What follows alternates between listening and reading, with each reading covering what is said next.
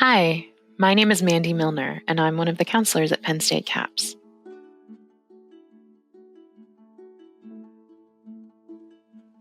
Our emotions are a crucial way that our bodies and minds communicate with us about what's happening and how it's impacting us.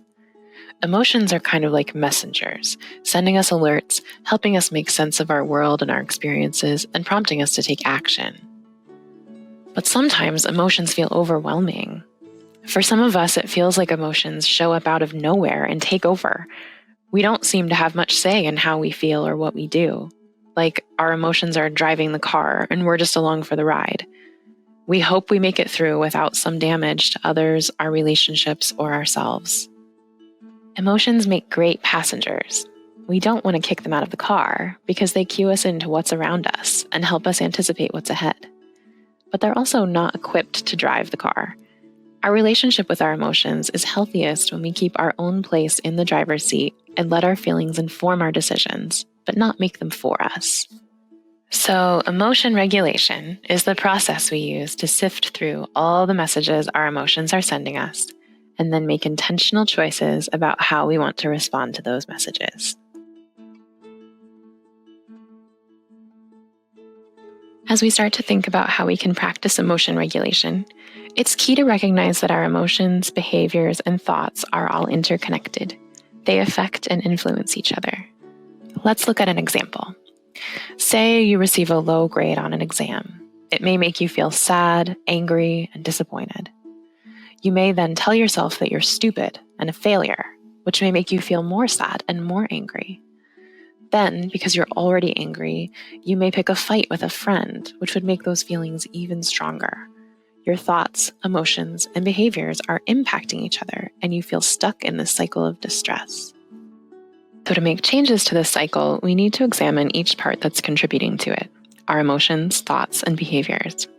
Then we can look for what we want to change to interrupt the cycle by practicing positive coping strategies. We'll talk about those more in a minute. Here's an example of an exercise you can practice to better understand your emotion, behavior, thought cycle. Start by choosing a recent situation in which you noticed your emotions were in the driver's seat more than you wanted them to be.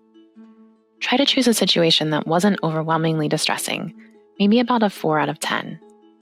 Start by naming what happened. Try to do this like a reporter, just the facts for now. Next, describe why you think this happened. This is where you can add in your beliefs about what contributed to the situation occurring, the meaning you give to the event. For the next step, list how the situation made you feel, physically and emotionally. It may be helpful to find a feeling chart online if you're having trouble putting words to it. Next, think about what you wanted to do in response to how you felt, your initial urges, and then describe what you actually did and said. Finally, examine how your emotions and actions affected you later. Think about both short-term and long-term impacts here. This exercise will take some time and thought, especially if this is new to you, so feel free to hit pause and write out your responses and then come back. Once you've written out the path of what happened, take some time to think about what you would like to do differently in the future. Where could you make a healthier, more intentional choice to pull yourself back into the driver's seat? If we do this with the earlier example of getting the low test grade, we might choose to respond to ourselves with compassion instead of anger. Something like, "This is disappointing, but this one grade does not define me." Keep practicing this exercise of examining what happened at least once a day for 2 weeks. It's best if you write it out so you can look back on what you find. As you work through the questions for more and more situations, you may notice some patterns about when and how emotions take over. For example, you may notice that your body offers clues to how you're feeling.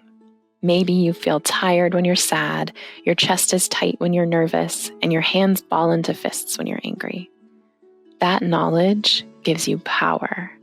When you notice those clues, you can more quickly identify how you're feeling and then make choices about how to respond before the emotion makes the choice for you.